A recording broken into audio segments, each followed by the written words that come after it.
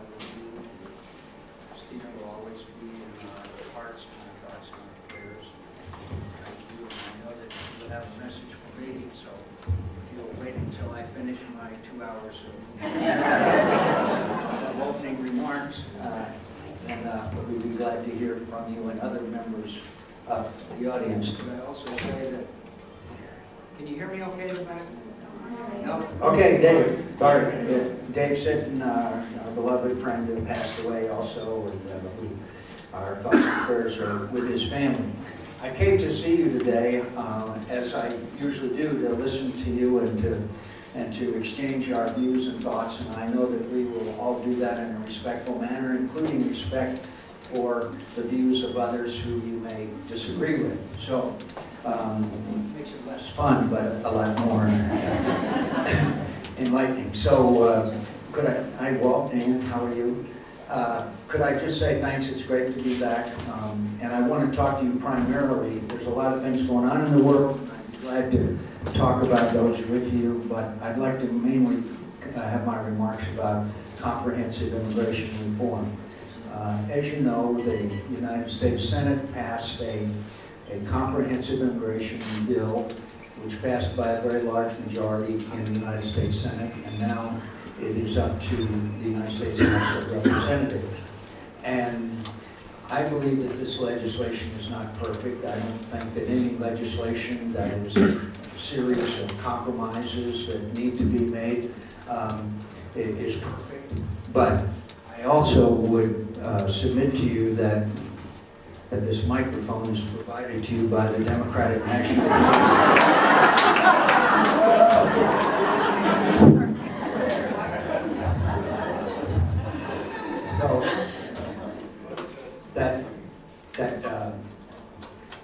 there's a few fundamentals of this issue that I would like to point out. One is that we now have, for better or for worse, 11 million people who are residing in this country illegally. Many of them have come here recently. Many of them, in fact, a large majority of them have been here for a long time. In my view, that's de facto amnesty, because I don't believe that any of us think we're going to round up 11 million people and send them back to wherever they came from. I do not believe, please, next thing you know, somebody's going to start booing, so please. So, don't we agree, at least all of us, that we need to address this issue? Now, people have different views as to how to address this issue of 11 million people who are living in the shadows in our country, and I'd be really eager to listen to your views. But the approach we took was to have a legalization of people who came here before December 11th of the previous year of 2011, and they would have a legal status as long as they were able to make sure that they had not committed crimes that were law-abiding citizens, and then they would have a legal status. And then, at that time, they would have to pay a fee, because this legislation is paid for by fees that will be levied, not on additional tax dollars. Then, after a 10-year period, then they would be allowed to apply for a green card, and that would continue on the path to citizenship.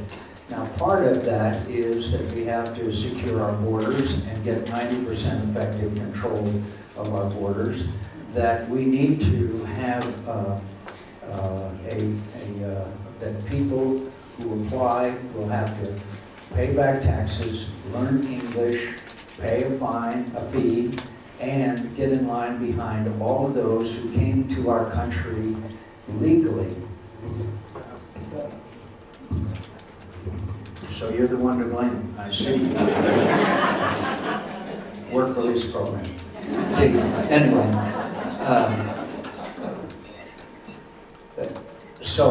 and to get in line behind all of those who came to this country legally or are waiting legally. Now there are some exceptions to that. One of them is dreamers, who would be a 5-year period, and then also the ag worker. I would be more than happy to describe that to you. Now, as far as our STEM, that's science, technology, engineering, and mathematics, postgraduate students who are in our postgraduate universities when they graduate, if they want to, they can stay in this country with a green card. Over half the students in postgraduate and those science, technology, engineering, and mathematics are non-citizens of this country.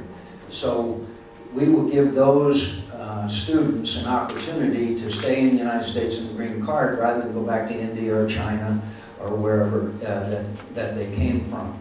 Now, as far as agriculture workers, we would have an expanded program for agriculture workers, and we would also have the low-income worker visas as well. But one of the keys to this is that 40% of the people who are in this country illegally did not cross our borders illegally. They came on a visa and they overstayed that visa. And so the only real answer to that problem is a thing called E-Verify. And that means that every person who seeks employment must have documentation that they are in this country legally. And if they don't have that documentation, then the employer, if that employer hires them, that employer will be subject to severe penalties. Because there's no way, my friends, that we are going to stop the magnet of people coming to this country to work unless there are penalties for people who hire people who come here illegally. So that is a very important part of this program, this proposal, and we have the technology that can do that. It's not a matter of not having the technology. There's many other aspects of it, but I'd also like to mention a couple aspects of it that might be of interest to us. But finally, before I go into that, let me just say, it's the broadest coalition of support that I have ever seen in anything I've done in legislation. The Chamber of Commerce and the AFL-CIO came to an agreement and they presented it to us. The agriculture workers and the growers came to an agreement and they brought it to us. We didn't negotiate that, they did. We've got the evangelical community behind it. The Catholic Church is supporting it. It is the broadest coalition of organizations. The high-tech community is fully behind it. So there's a broad coalition of interest across the economic spectrum of the United States that is in support of that. Now let me just make a couple more points and then I'll be glad to respond. I would think it's important for you to realize what the Congressional Budget Office said. Now the Congressional Budget Office is respected by one and all for their opinions on the economy. They're not Republican, they're not Democrat, they're not liberal or conservative. The Congressional Budget Office says that this legislation would reduce the budget deficit by $850 billion over the next 20 years. In addition, the legislation would add $300 billion to the Social Security Trust Fund over the next 10 years. According to this, the Senate, like if the bill was passed, with a pathway to citizenship and expanded visa programs, Arizona's economic output would be increased by $616 million and create 8,016 jobs in 2014. And this bill would increase the total personal income for Arizona families by $2.5 billion in 2020. Now there are people in this room who will say, well, but the border's not secure. The border is not secure, but it's a lot more secure than it was back in 1986 when we gave amnesty to 3 million people. And the answer to border security is technology. We have developed technology in Iraq and Afghanistan where we can surveil and we can detect. And as an example, is in Iraq, one of the biggest problems that we faced was the IEDs, you know, the explosives, okay? They developed a radar, thanks to General Petraeus, that is called Beta radar, and it not only detects people in that activity, it tracks them back to where they came from. It's an amazing technological advance. With drones, with sensors, with towers, and this surveillance that I'm talking about, we can surveil the border. And the equipment that we need to put in to do that, we got directly from the Border Patrol. There's 9 sectors on the border between California and Texas, and that the Border Patrol assures me that if we put in that technology, which is appropriated in the bill, it will not require additional taxpayers' funds because it's paid for by fees, that we will have 90% effective control over our border. So there's a lot more I could tell you about it, but I'm really interested in your views. And I hope that our congressional delegation, who I respect and admire, you know, they think very appropriately that we senators think that we're snobs. We are. And by the way, our 4 Republican members of the delegation, I'm very happy to acquire dahlias to my health, which is always heartening to know. But anyway, so could I ask for your consideration? I ask for your consideration because I think that a nation founded on Judeo-Christian principles should probably want to address this issue that we have before us. And I'm not saying it's perfect. I'm not saying that it shouldn't be changed as we continue to go through the process. But what we'd like to see is the House of Representatives pass legislation, whether it be piecemeal or however they want to. I'm not trying to tell them how they should do it. And then we could go to conference between the House and the Senate, which is our procedure, and come out with legislation that would get majorities of both House and Senate and signed by the President of the United States. I'd like to close my remarks by telling you an experience that I had a long time ago. Every 4th of July, Senator Lieberman and Senator Graham of South Carolina and I have gone to either Baghdad or Kabul for the 4th of July. Usually when we go, we do a re-enlistment ceremony or award ceremony or something, and try to spend time with the troops who are serving us with such distinction and honor. In 2007, General Petraeus asked us to attend a re-enlistment ceremony of some 220 American men and women in the service who were re-enlisting to stay and fight. And also part of that ceremony was 80 people who had green cards and were going to receive their citizenship. I think that many of you may know that if you have a green card and you join the military and serve in the military, there's an accelerated path to citizenship. So there was 82, I believe it was, that were going to receive citizenship at the same time. It took place in Saddam Hussein's old palace, and there was probably a couple of thousand people there. So we came in, and I walked in, and I saw 4 chairs where the citizenship ceremony, part of the ceremony was going to take place, with boots on them. And I asked General Petraeus, I said, what's that? And he said, well, these individuals were killed in the last 48 hours, and we're going to make them citizens posthumously.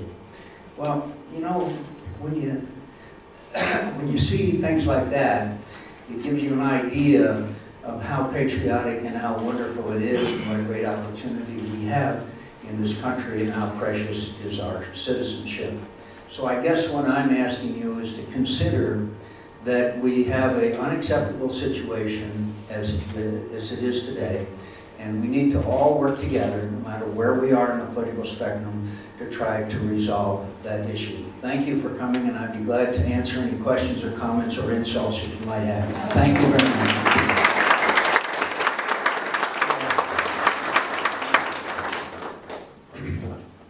Hi, Senator McCain. My wife and I want to thank you, first of all, for all your support. Since we lost Christina, we know you were right there with us, and we appreciate that. Also, our group, Moms with Demand Action, we thank you for supporting us, and many people from January 8th are here. Would you guys stand up, those of you that are here? We think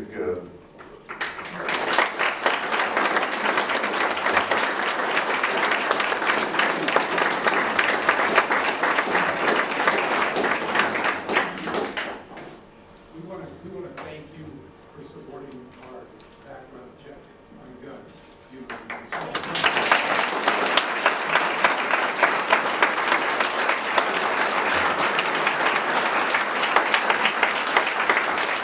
So along with your support, we'd like to ask you if there's any chance we could have an audience with yourself, Senator Flake, maybe to talk about some common sense solutions to the background checks.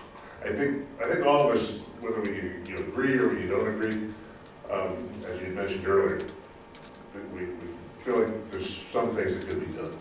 And we'd love to discuss more about it with you. Thank you. I'd be honored to do so, and I'd like to thank Mark Kelly and Gabby Giffords for their continued advocacy. No one can appreciate the pain associated with the loss of a child, so there's no way that I can ever provide you with the comfort except the knowledge that you'll see Christina again. And so we thank you, and we thank you for your continued advocacy. Thank you. We'll do it, for sure, absolutely. Yes, yes, sir. Yes, sir. Oh, she'll bring in that good microphone. This is Korean and there's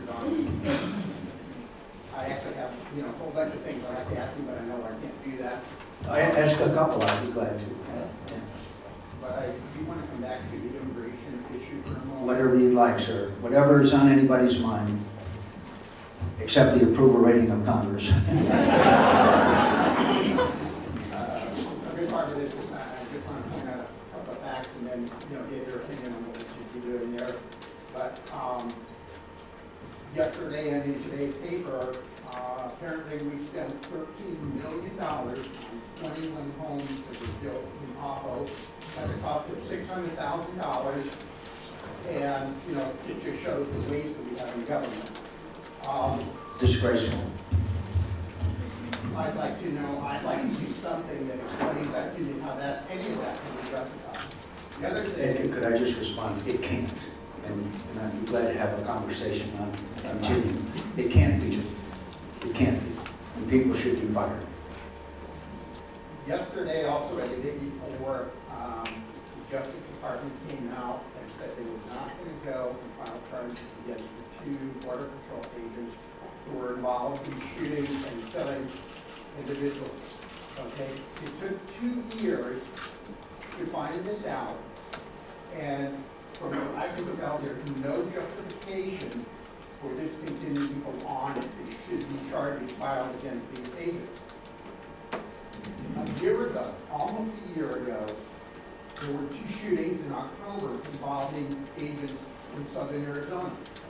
One had to do with friendly fire, and the idea that 2 agents were out there, and they didn't know that the other agent was out there, and they both shot at each other, and one of those agents was killed. The supervisor or the superior of those agents should be held accountable.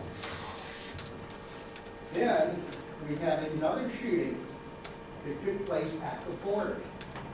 And a Border Patrol agent went up to the fence and shot through an opening in the fence, hitting a 16-year-old child in the back 7 times and killing him. There's no justification for that.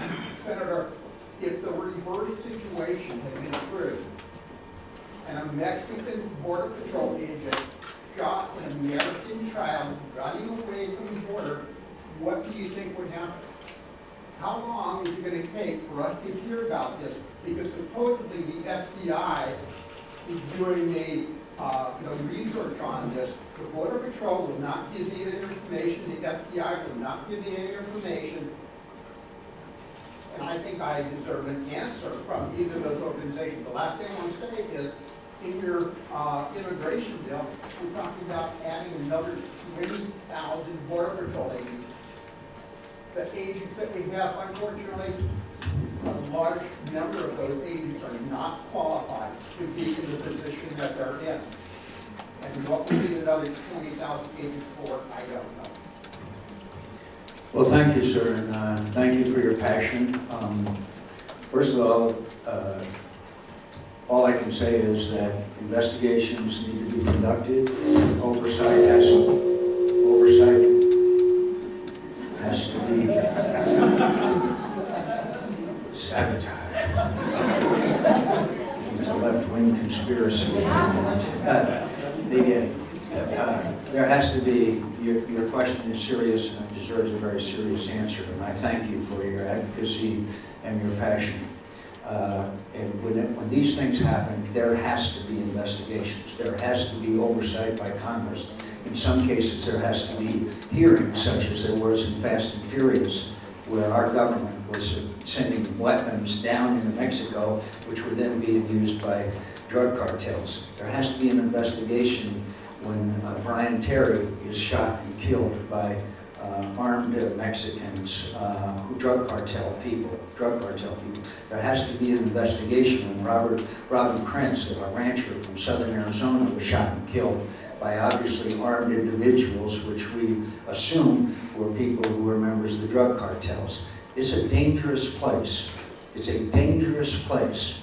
And when we have these armed drug cartels moving drugs, most drugs going across the Arizona-Mexico border come across our border in Arizona, where there are guides on top of mountaintops that are guiding these drug cartels and bringing these drugs up to Tucson and Phoenix and distributed throughout the country, then we have a serious problem. And it requires us to have a national discussion, because the problem mainly is the drug cartels in this violent side of it. And there's a demand for drugs in the United States of America, and as long as there's a demand, there's going to be a supply.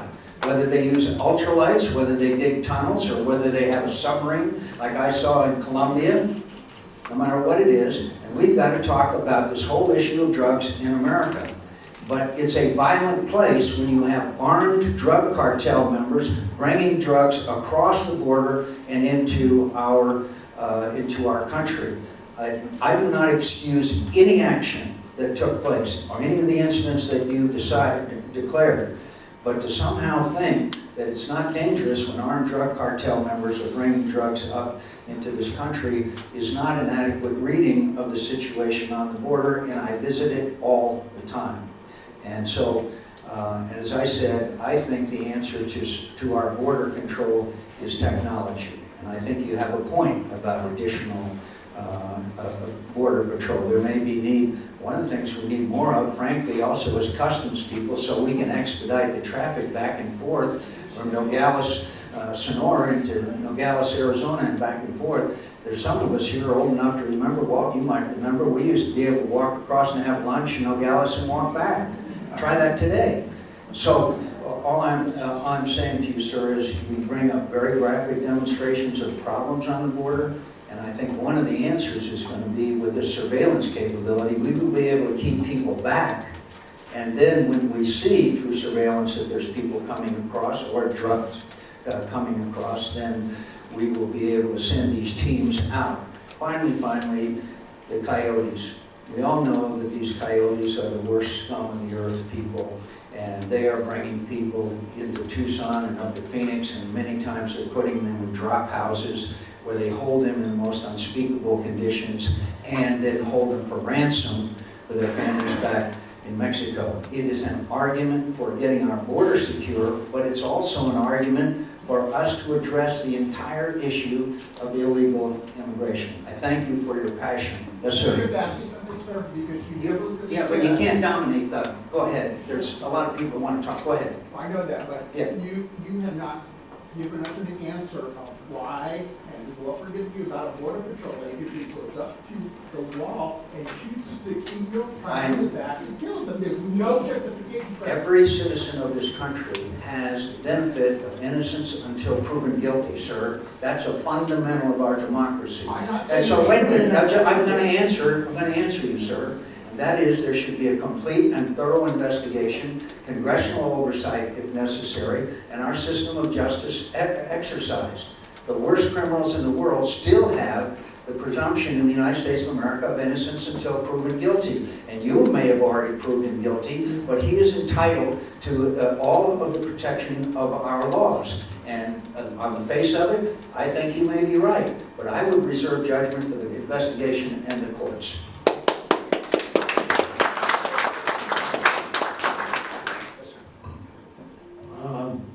I'm a member of the County Medical Society Public Health Committee.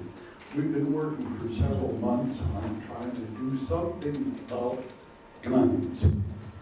And first I want to congratulate you for the stand you've taken on background checks. And I want to add, I'm not a member of your party.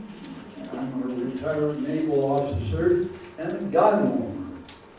And I believe that we should do better on controlling these. We're thinking about trying to get some local control since we can't get it through the Congress. But too many of your colleagues are cowed by the National Rifle Association. And so we're hoping that possibly we might be able to do something locally. We have a lot of gun shows in Tucson. We've got some coming up. And people can go there and sell them to people who are taking them to the cartels, to the mentally ill, and to kids. And the gun manufacturers don't care who buys them, as long as they buy them. So I am hoping that you will exert your influence, and I know it didn't go through Congress, and I don't have too much hope that it would, but wherever it could be used to help this, so that, among other things, you just pointed out, our border won't get killed, so thank you. Thank you, sir. Thank you for your advocacy. We need a female questioner here as an equal opportunity. Yes, ma'am, would you please? Yeah, There's that microphone right there. I think it's probably a very bad practice for the Congress to get favors as far as the health care premiums are concerned. And I think if Obamacare is such a disaster, then you guys should be willing to defund it and get rid of it. May I say, I totally agree. It came as a surprise to me that this had happened. As you know, I strenuously opposed Obamacare, but for us to get some kind of exemption carved out, I don't know how it happened. I could have tried to find out exactly what happened and how it happened. And by the way, in case you missed it, it will contribute, in case you missed it, favorability of Congress. It's around 12%, I saw. We are down to paid staffers and blood relatives. No one else who, I was moving through Sky Harbor Airport the other day, and a guy ran up to me and said, "Say, anybody ever tell you look a lot like Senator John McCain?" I said, "Yeah." He said, "Doesn't it sometimes just make you mad as hell?" So this latest act, as you point out, contributes to that American people believe that somehow members of Congress divorce themselves from the everyday challenges that they have, and they are correct. So all I can tell you is that it came as a surprise to me. I will look into it, and I just don't know how you justify it. Yes, sir. Could we have this young man right there, and then we'll go to you, ma'am.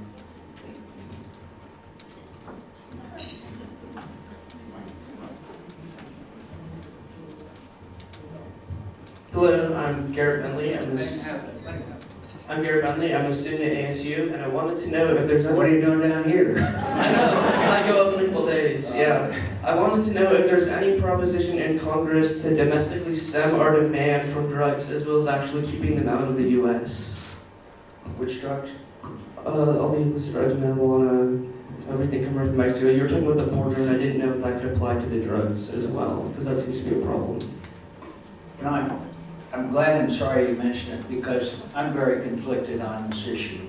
As you know, the people of Arizona voted that marijuana will be legal in Arizona for, quote, medicinal purposes, and that has been broadly interpreted, as you know, and that's been the story in the case of other states in America. We also have a situation where we're intercepting marijuana at the border, and yet at the same time, there's people who are growing marijuana legally for sale to those who need it for quote, medicinal purposes. And we have seen in California and other states that widespread people who have illnesses that require the use of marijuana.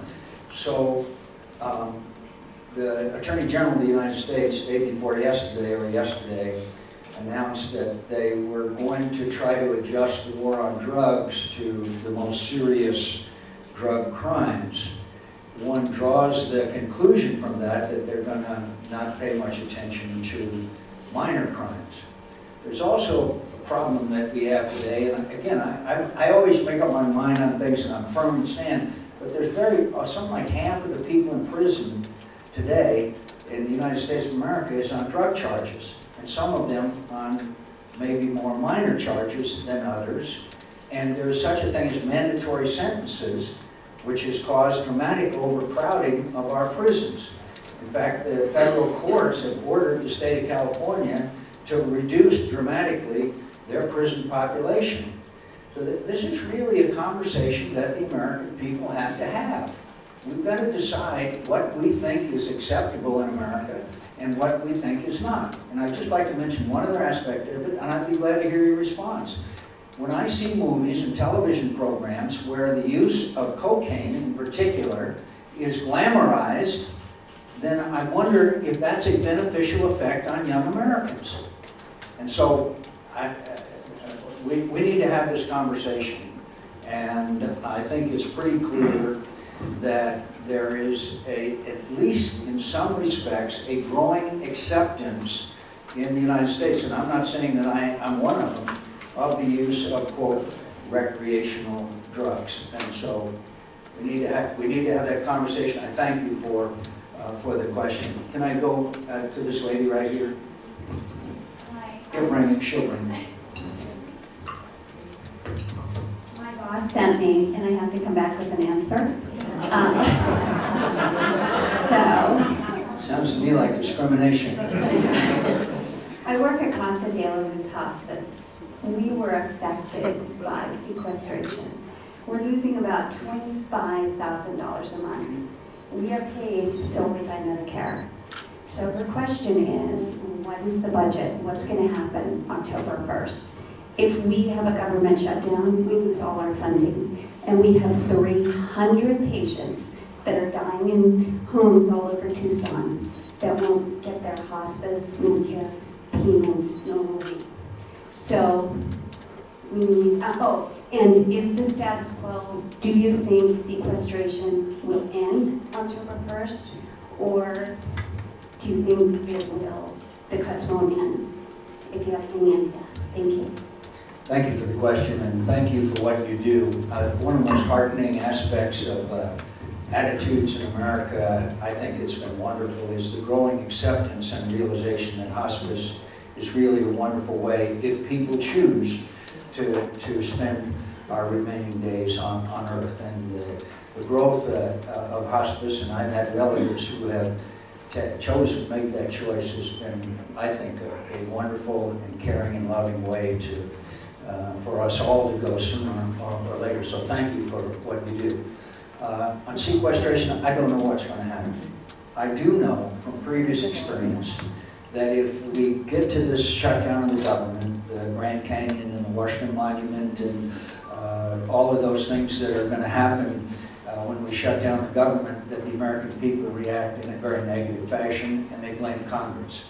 Now there's a proposal by some of my colleagues in the Republican Senate that say that we have to repeal Obamacare if we're going to raise the debt limit. Well, my friends, that doesn't work. We're not going to, I want to repeal Obamacare. That happens to be the way I voted. But it's not going to happen. It just isn't.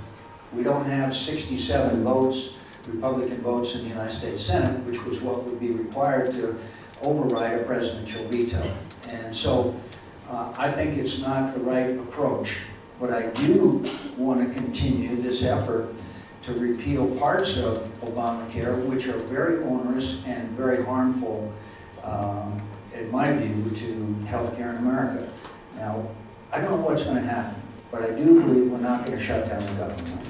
I do believe that it's time that the American people are heard. They want us to sit down together and avoid what's turning into every year or every 2 years that we threaten people like you. And it contributes. I joke about the approval rating of Congress, but I'm not proud of that. And so what I think is going to happen in some way, we're going to keep you in business. And sequestration is not the answer. Sequestration was a cop-out on the part of Congress, because instead of making the specific reductions that need to be made, like the homes in Ajo that are $600,000 or whatever outrageous thing it is, then we just across-the-board cuts. And it's hurting our military more than anybody, because they exempted so many different programs that the burden is being forced on the military. And I'll tell you one thing, you talk to your friends out at Davis-Monthan, some of these brave, wonderful young men and women, they'll tell you they're questioning whether they want to stay in the military or not. When they're not allowed to fly, they're not allowed to maintain, they're not allowed to operate, they're not allowed to exercise because of this sequestration. So, in interest of full disclosure, I voted for it. Dumbest vote I've made while I've been in Congress. And so, all I'm trying to do is sit down with Democrats and the President, and sit down with my Republican colleagues, and we stop this, and stop it for a period of time, instead of have this be so often that the American people are not sure, and people like you are not sure of their future. Yes, sir.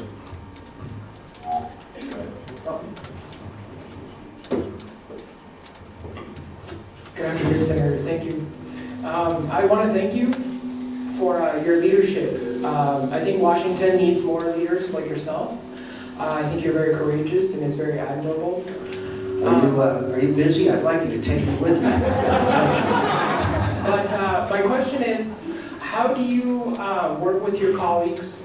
As you may have heard, Congressman McCain has said a lot of hateful things, and he has a really hateful rhetoric.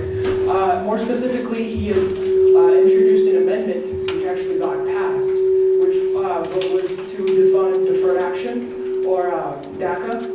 And how do you work with your colleagues so that it doesn't dominate the rhetoric of the Republican Party? Well, thank you. Would you hand the microphone to the gentleman behind you who also wants to speak? And let me respond to you first.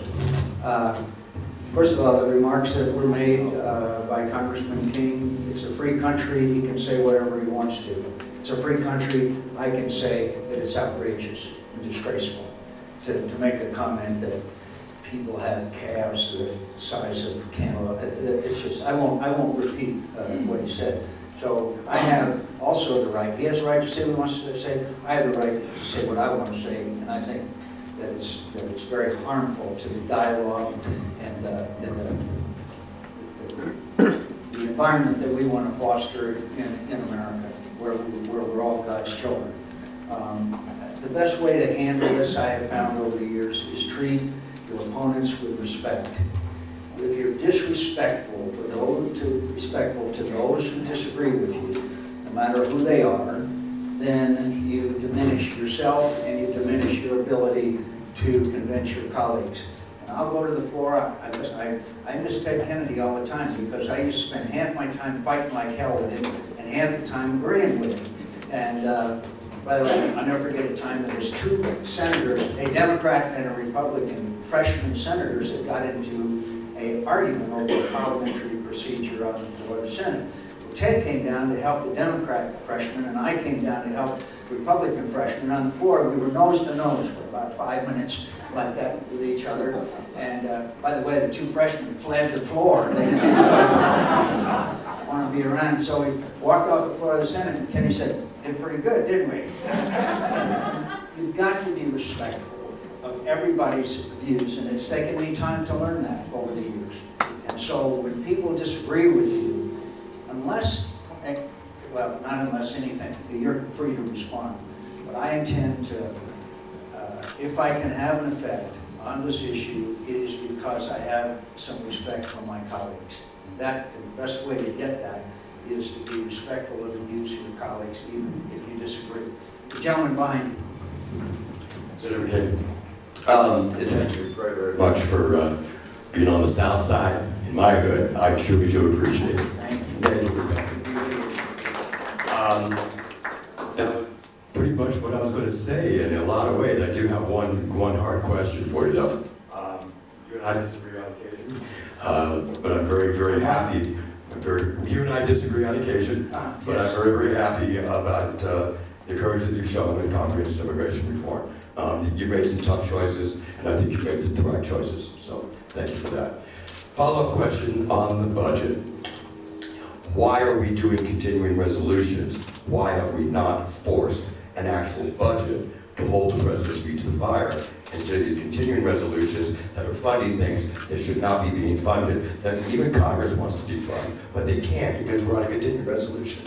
Excuse my voice. Thank you, sir. Not at all. And thank you for your service, and I thank you for your representation, and I believe that I speak for a lot of us that appreciate the hard work that you do. For 4 years, we belabored the Democrats for not passing a budget through the United States Senate. This year, we finally passed a budget through the United States Senate. My Republican colleagues in the Senate don't want to go to conference with the House. I don't understand that. I don't get it. I went to the floor and said that I thought they were wrong, but it's also a symptom of the kind of gridlock that we have, and it's very, very unfortunate. Everybody in this room has to live on some kind of a budget. Congress of the United States is the only one that doesn't. Again, it's not acceptable. Yes, sir. Senator, first off, I'm one of those people that seriously appreciate you being here. And I appreciate your history of open-mindedness and fair. The gridlock you just alluded to is almost beyond belief. In my discussion with people I know, friends, relatives, etc., it seems to me that an underlying issue, frankly, is racism.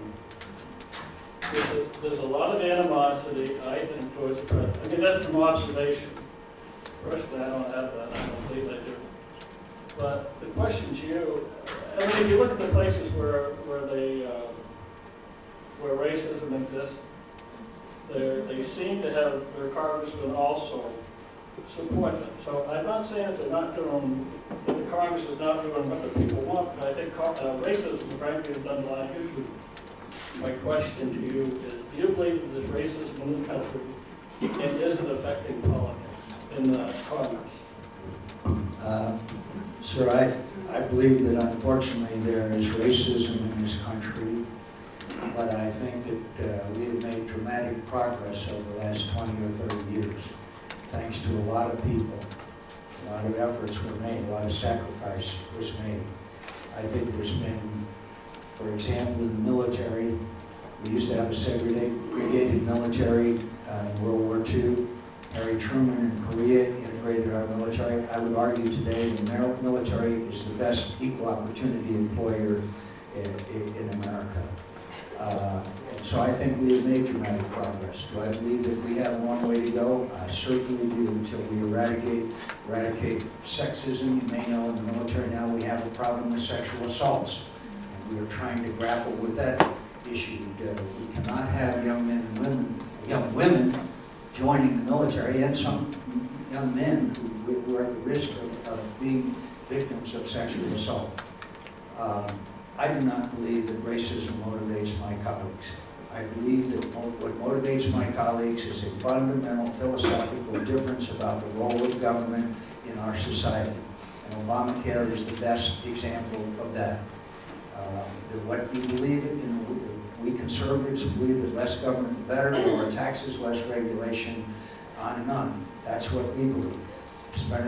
President Obama believes, and he articulated this in the debate that he and I had in 2008. He believes in bigger government. He believes in stimulus packages. He believes in funding of projects, in my view, that are already developed rather than research and development. We've seen huge failures of the investment that we made in certain mature industries. And so I reject categorically.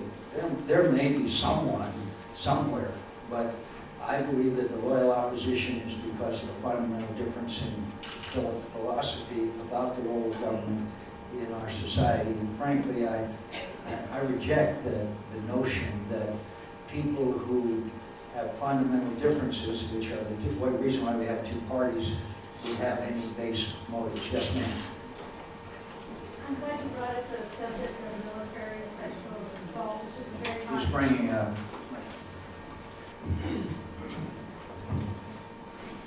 I'm glad you brought up the subject of military sexual trauma, assault, harassment, whatever you want to call it. It's a subject that is little talked about, especially for victims.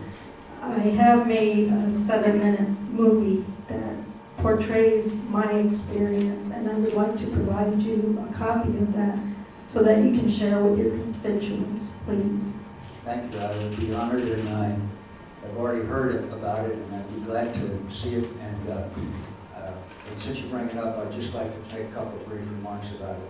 There is a problem with sexual assaults in the military. There is a problem, and for anybody to deny it, obviously the facts don't bear that out. I'm proud of the military. I'm proud to have 2 sons that serve in the military. I'm proud of my family of years, generations.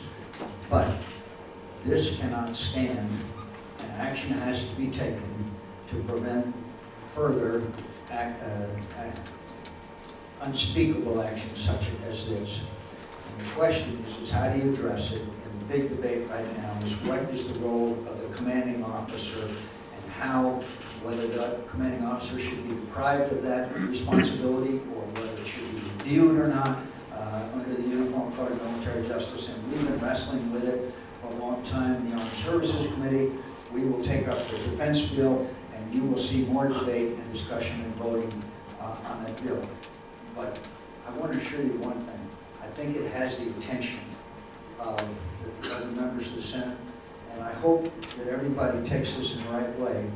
I think it's helpful that we have like 20 women senators in the United States Senate. And I hope that doesn't mean that I'm saying that I'm insensitive, but it's helpful to have that kind of input that we are getting from many of our women senator colleagues. By the way, 2 leading individuals, Senator McCaskill, Missouri, and Senator Gillibrand, are on opposite sides on this issue. And I try not to get in the middle of that one. Yes, ma'am. Yes. Here's a microphone. Thank you so much for taking the time to listen to me. I work for an amazing company that services the hard of hearing individuals in the country, and it's an amazing service. And the FCC is proposing regulations that are against the ADA Act of 1990. They are wanting to have individuals push a captioning button on each time they use the phone, and a lot of them aren't remembering, or they get a conversation in and they miss the first sentence because they don't push the button. They are also wanting us to charge our consumers $75 a phone when they are already paying for the broadband internet and also phone service. So I'm just really hoping that something can be done, because we help individuals every day, and we help the military and all of those individuals that are hard of hearing. And I just hope that you can take some action. I will have my staff interview you immediately as to this problem. I was not aware of it. I'll be glad to address it. And could I just say, the Americans with Disabilities Act, I think, was one of the most wonderful things we've done in recent years. There were some problems with it, but the fact is it's a model to the world. And a lot of good things would have happened if it hadn't been for that. Thank you for all you do, and we'll be glad to, I'll be glad to have our people talk to you and address it. Yes, ma'am. Thank you so much. And you don't have to read anything. I know, but I get nervous too. So I want to respectfully thank you so much for voting yes on comprehensive immigration reform. I am a citizen of this country. I was born in Nogales, Arizona. My father did fight during World War II to get his citizenship, and he worked very hard for me and my family to be where we are today. I am going to read my notes because it says, Senator McCain, Arizonans and the nation have moved beyond the mentality that led to the passage of SB 1070 and are ready for a comprehensive, humane solution to immigration reform that considers the economic benefits of bringing the nation's 11 million undocumented out of the shadows. My question to you, because I work with Mi Familia Bota and we go out advocating for Latino justice and also for immigration reform, what can we do here in Arizona to help the community understand the importance of this bill and how it can be passed in the House? Thank you. I think that I think that you need to be active, but I really urge you to be respectful. I think it's important that we not show disrespect, especially on an issue as emotional as this is, and I know that that's hard to do for some of our people who have been heavily involved in these issues. I would also try to point out, we don't always respond exactly to the will of the people, but it's very clear in poll after poll after poll that 70% or more of our citizens, Republican, Democrat, Independent, support a path to citizenship if back taxes, fees, learn English, and get in the back of the line that you see an overwhelming majority of Americans want to move in that path. So that's what I think we need to convince our opponents, that this is the right thing to do at the right time. And I would respectfully ask the opponents of this legislation, what is your proposal? And the answer may be, well, we don't trust Obama to enforce laws that we pass. Well, that could be, but then we shouldn't pass any laws if we don't trust the government to enforce them. And if the President of the United States does not enforce the law, there are ways to go to court, because we have a judicial branch, and get those reversed. Now, a small example, the President made some appointments during a recess, which was unconstitutional in our view. We're fighting it all the way through the courts, to the National Labor Relations Board. We're fighting it all the way to the courts, and it's going to be heard by the United States Supreme Court. And I am confident that the United States Supreme Court will judge that the President acted unconstitutionally.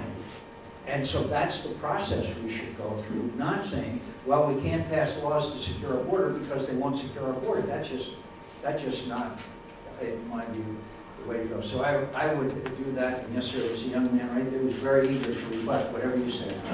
Yes, sir, I see you.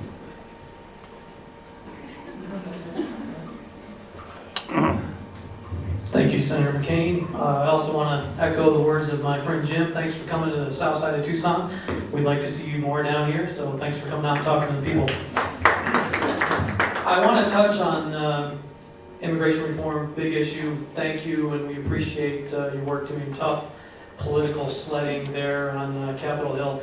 Very tough issue, and I can tell you as a former state lawmaker here in Arizona, we need a comprehensive federal solution, because what we've been seeing at the state capitol has not worked. It's only harmed our state economically, our reputation, etc. So we need a solution from Washington.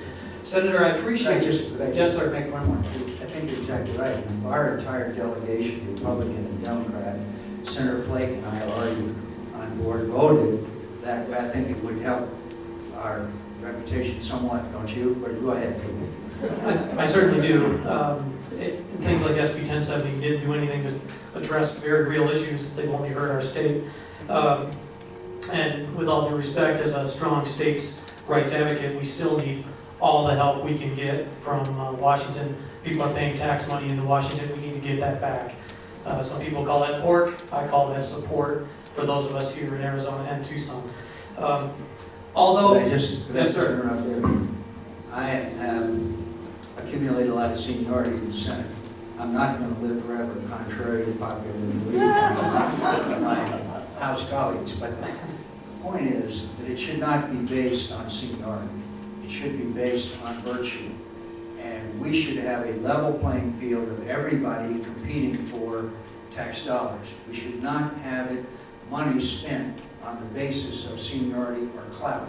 Otherwise, sooner or later, we suffer because we're going to have newer members of the Congress and Senate. So Arizona sends a lot more money to Washington than it gets back.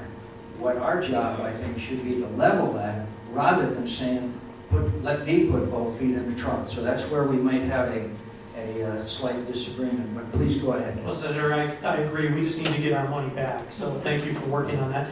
On immigration reform, I want to touch on an issue that really hasn't come up. Big issue, very important. Some of your comments, though, on the largesse of the Senate bill, specifically the Corker-Hogan Amendment, which made it a very big bill, made it very expensive, And I believe you yourself made a comment that I thought was on the money, that if we pass this bill, we are going to have the most militarized border since the fall of the Berlin Wall. And what I'm asking for, Senator McCain, is what can we do to help a common sense solution come out of Washington, not this one-size-all approach of building a wall on the border that when you go down and look at places on the border just doesn't make sense. It doesn't make sense, and the politics of Washington seem to favor that. What can we do to have a more common sense approach on immigration reform on that? And then related to that, and just a side question that I can't not mention here, is Before you go on, yes. let me just quickly respond. Yes, sir. That's why, as you know, we have the process. We pass some bill, some legislation in the House, we go to conference, and we can address some of the problems that have arisen that people have with the legislation as we passed it. So that's the process, as you know. Go ahead. Thank you. And again, your comments were that technology would do the trick. That the bill mandates hundreds of miles of new border wall, and I really hope that that can be addressed more commonsensical as the bill moves forward, which we all wanted to. But on another issue, here in Arizona, it's already hot and dry. We live in a very hot and dry state. The science shows that our climate is changing. The scientific consensus is clear that the activities of humans are certainly contributing to a different climate. What do you think are the possibilities for addressing energy and climate in a way that's going to make sense to protect our quality of life and to protect our economy? And again, coming from a state that's already hot and dry, the science shows will probably continue to get hotter and drier, which could really threaten the livability and the quality of life in this state. What can and should we do about climate change? Thank you. Thank you very much, and thank you for your service. We'll have to have a whole town hall meeting on that issue. But I think it was Barry Goldwater that used to say in Arizona, we have so little water, the trees chase the dogs. And I think Barry might have been right on that. That's a joke. We're supposed to laugh. Anyway, I think that the earth is warming, and I think the question is how you address it. I worry about increasing people's taxes.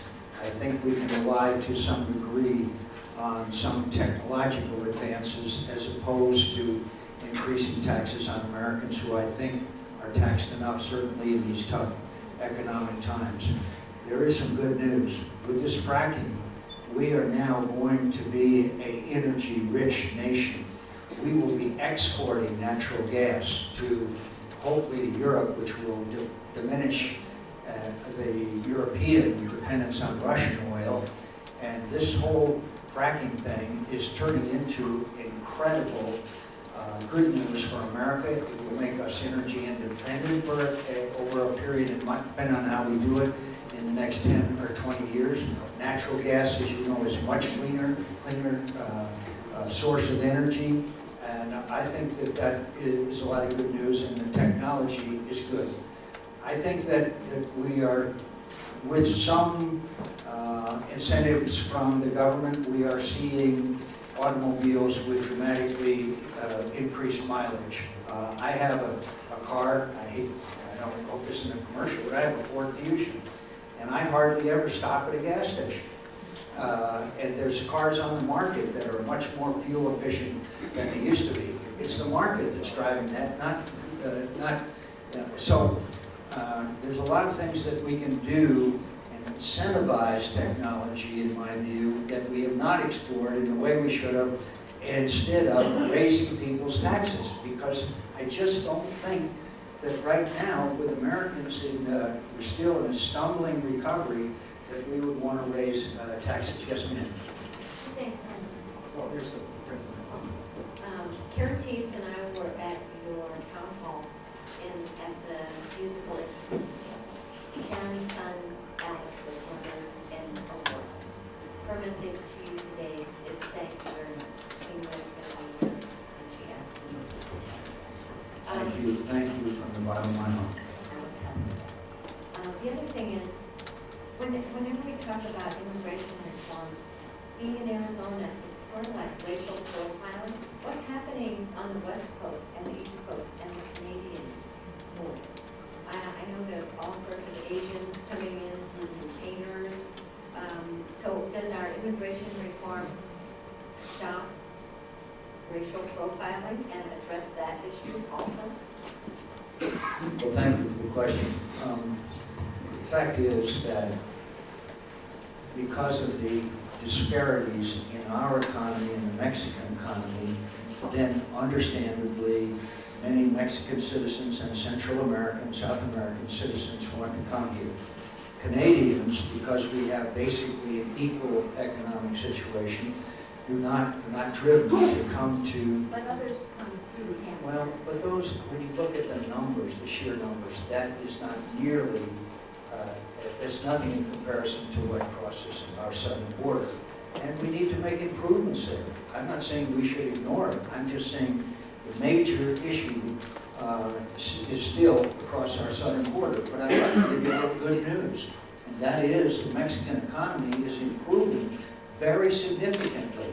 There are some indications right now, and I don't know if we haven't got enough that there may be a balance between in-migration and out-migration, or close to it, because the Mexican economy is providing people an opportunity to live and work where they live, which is what all people have wanted to do unless they couldn't where they live. So I think that there's some good news out of that. The greatest disparity between two nations in the world, and as far as economic conditions, is the United States and Mexico.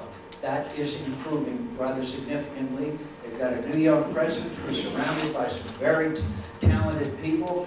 And if you may have noticed in the paper this morning, they're going to reform PMEX so that they can explore more with private enterprise, and they're going to be able to increase their oil production. They are talking about deregulating the telecommunications industry, which is totally controlled by one guy, the richest man in the world, as a matter of fact.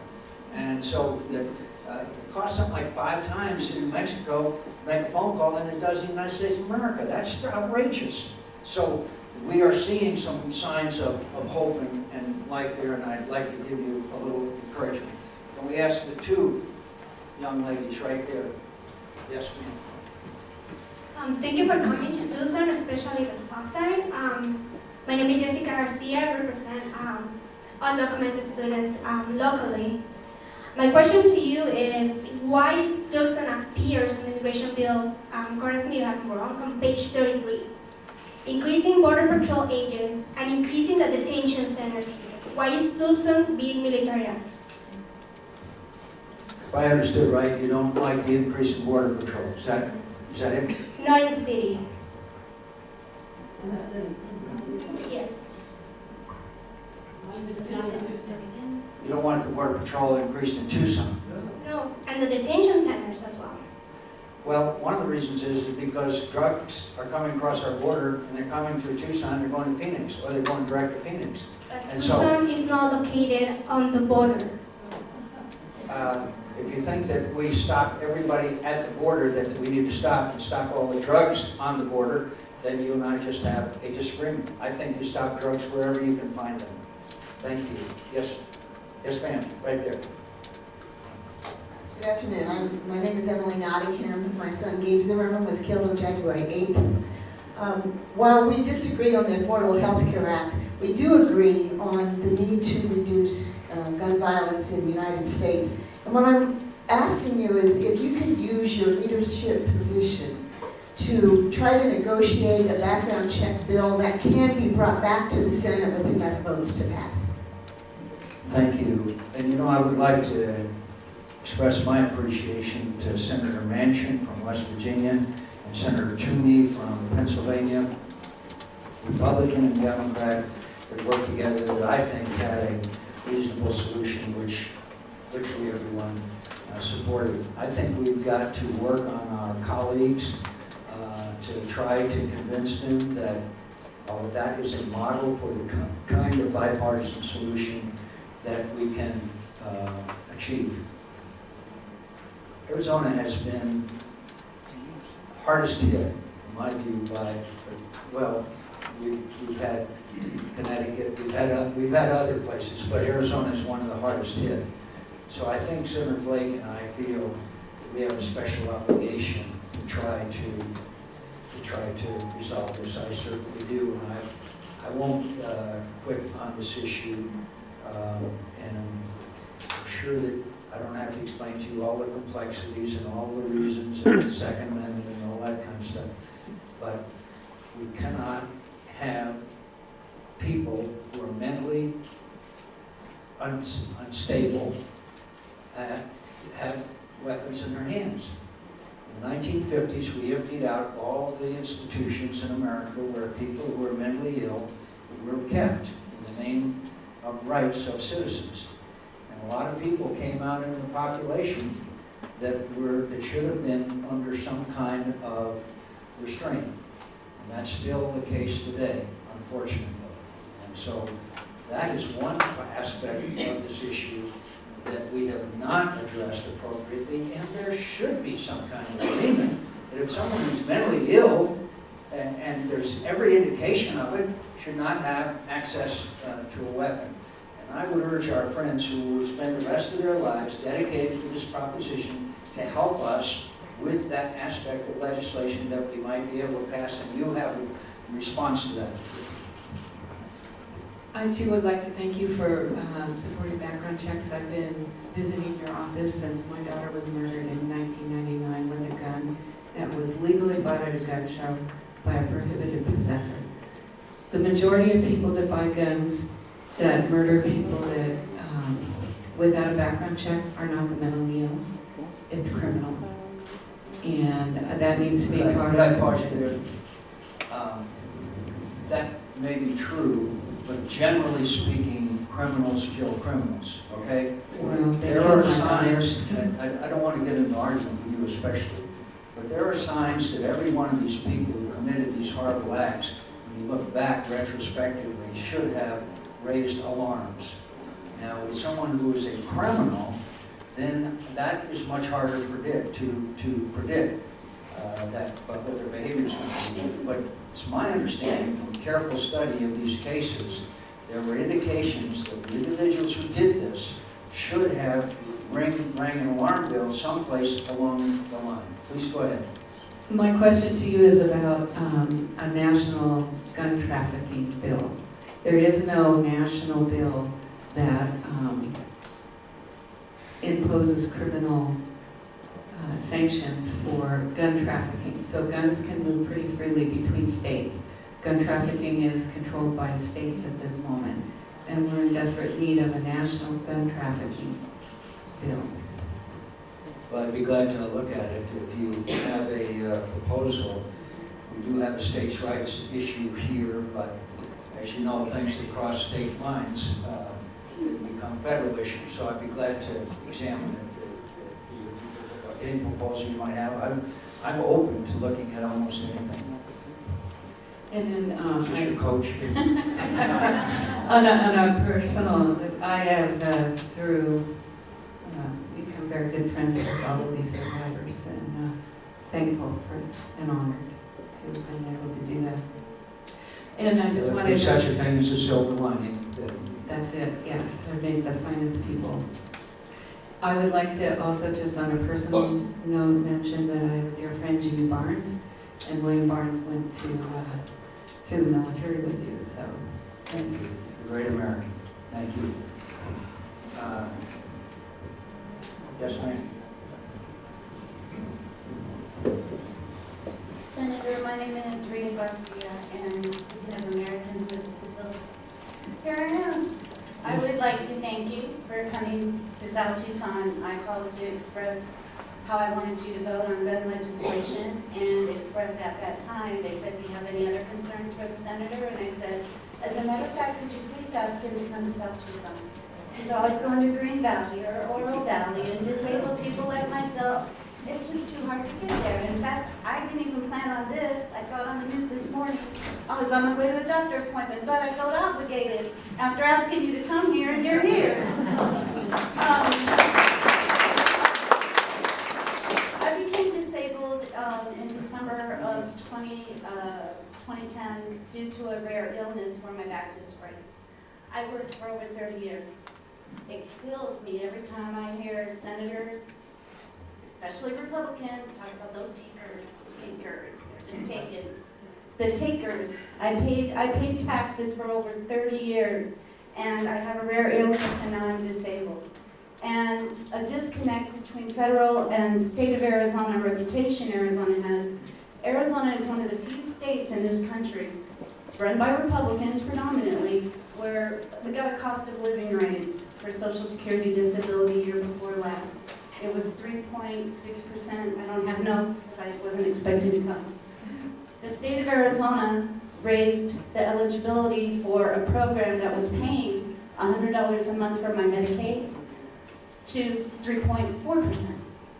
Consequently, I was cut off $100 a month, which meant I could no longer go to physical therapy because I'm single. I live by myself and I'm trying to make it on my own and researching it. And I watch C-SPAN because I need to keep my brain going if my body won't.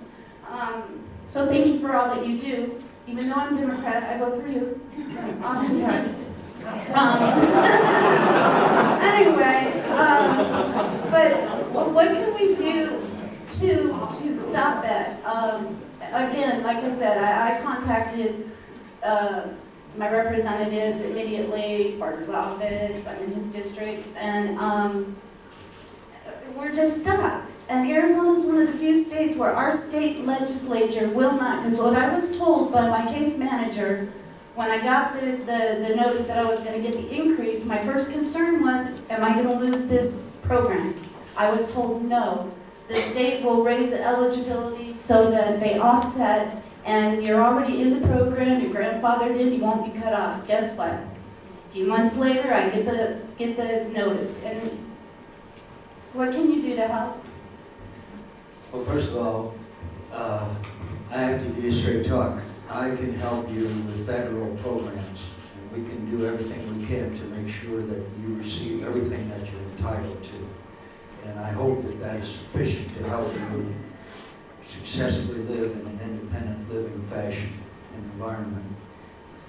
I cannot tell the state legislature what to do. I can recommend to them what I would be glad to, but I cannot write state laws. And I understand that, but Arizona is like the only Republican state that does that, and they do it intentionally to cut as many people as they can for as long as they can from benefits that are desperately needed, and it's just not right. Because we're the takers. I think you're not a taker. You're not a taker. Okay? We'll have somebody here. We'll have somebody here right after this meeting to talk to you and see what we can do. Okay? All right? Thanks for coming so I can make it to a meeting. Thank you. Thank you very much. All the way in the back.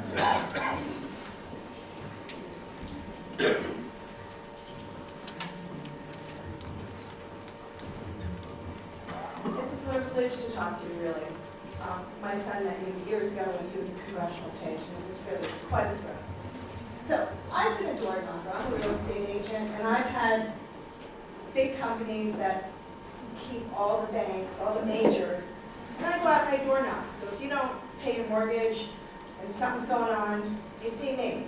So I show up, I do what I do, and I've noticed that loans that are insured by the federal government, FHA loans, you're underwater, the bank, whoever it is who's holding it, tries to get you a modification. Modification, in general speaking, everybody in here probably would agree, means you're going to get something for yourself. It turns out FHA puts these partial claims on, people don't know what they've got, the banks are reselling these homes to individuals for today, like if I sold you know, a brand new car, but it was 10 years old and I want the brand new price. And they're putting all these things in it. People are choked up in debt and they can't move forward. The banks are not regulated. They never had short sales. They never had these departments. They never had anything. And now all of a sudden, they create these things and each bank has a different protocol and people go to foreclosure and they don't have any way to fight to make some progress. What can be done to regulate these banks and to get them under wraps? First of all, I think you're aware that the Dodd-Frank bill was supposed to was advertised to make sure that none of these financial institutions were ever again too big to fail. Do you believe that? No. Of course not. Of course not. Of course not. And the reason why this recovery has been so uneven, in my view, is that Mr. Bernanke gave the major financial institutions free money, and you don't get free money when you go out and sell a house to someone for their mortgage. They don't get free money. That's wrong. And what the major financial institutions are doing are making record profits, and people like you and the people you're serving are struggling. And now we want to continue in existence Fannie Mae and Freddie Mac, who are the major perpetrators. I find mind-boggling. Yes. And the free money, if they were giving the free money to you, and the people who are trying to get a home loan mortgage, that they're giving Chase, JP Morgan, that would be different. But it's an uneven recovery. Wall Street is making record profits, and we still have small businesses and homeowners in Arizona who are struggling. Now, I may sound like a socialist or a communist, but the fact is that this is becoming a very uneven recovery, and that is wrong. Middle-income Americans and lower middle-income Americans are not getting the benefit of this recovery. And we've got to look at why not.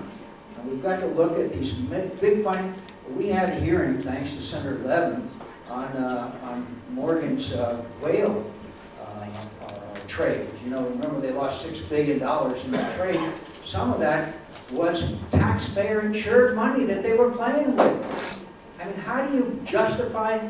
I'm sorry to get wound up, but all I can tell you is that you have my sympathy. I think it's good news that the housing market in Arizona is coming back pretty well, thank God. I've always said it was the collapse of the housing market that started this, and the recovery of the housing market is what will cause the recovery. So there's some good news out there for Arizona's economy as far as the housing is concerned.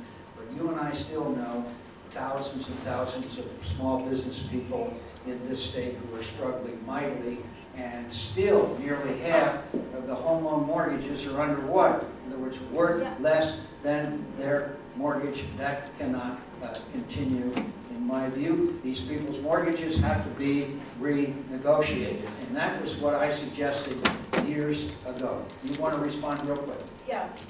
However, if I get a new loan on my house today, or you do, even as a senator, you're going to get a counselor and someone to talk to you. When these modifications take place, they're taking place, and the people are getting no counsel of a loan officer. So they're really getting a loan shoved down their throat that they don't understand. And then if they get transferred or they have to go somewhere, there's a caveat because the FHA put a partial claim that they can never sell it again until that partial claim is paid. And they, you don't know when it's going to really go back up. We're about a third of the way there, the way I would talk. But that, it's not fair to the people. I got you. My friends, I'll be back to South Tucson. It's very clear to me what part of Tucson I'm supposed to be holding town hall meetings, and I thank you all for coming, and I thank you for your participation, and I hope that we can please continue this dialogue on immigration reform. Congress is in recess over the August recess, and I hope we can bring some people on board and be the voice of the people. Thank you, God bless.